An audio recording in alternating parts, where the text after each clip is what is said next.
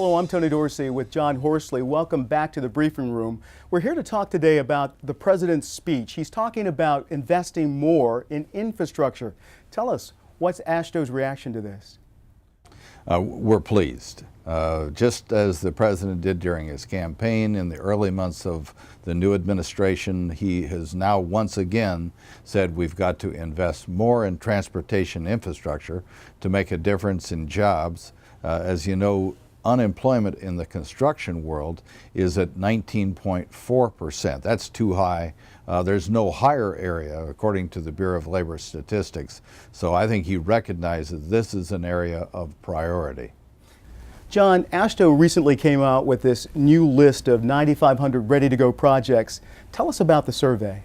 The December 2nd, AASHTO announced the results of a survey where 50 states and the District of Columbia told us what they could do if there were a new jobs investment program.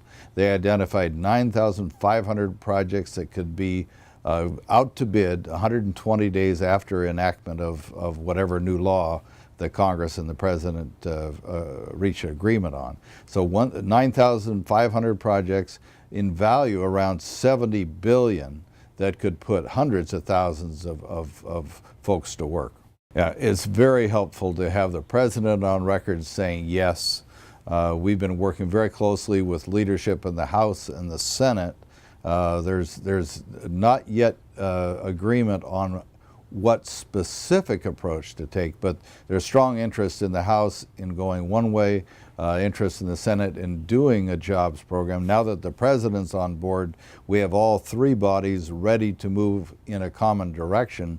Now what I think we need to do over the course of the next couple of weeks is see if we can bring them closer to agreement on a specific proposal and then get it into law.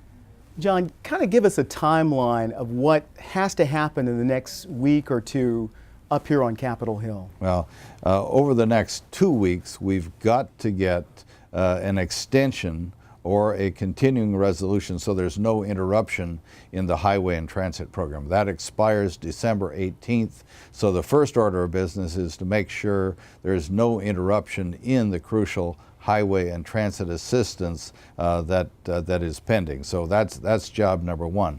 During that same period, we hope to reach consensus between the House, the Senate, and the White House on what specific jobs bill they may add to the core program.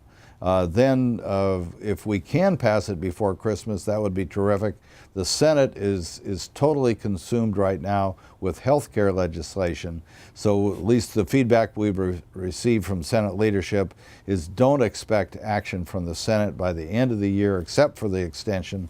It may be mid-January before we can see all three parties, the House, the Senate, and the White House reach an agreement and take action. But I'm optimistic that by mid-January, you will see action on a jobs bill. That's the briefing room for this week. I'm Tony Dorsey. Thanks for joining us. We'll see you next time right here on Transportation TV. Thanks, John.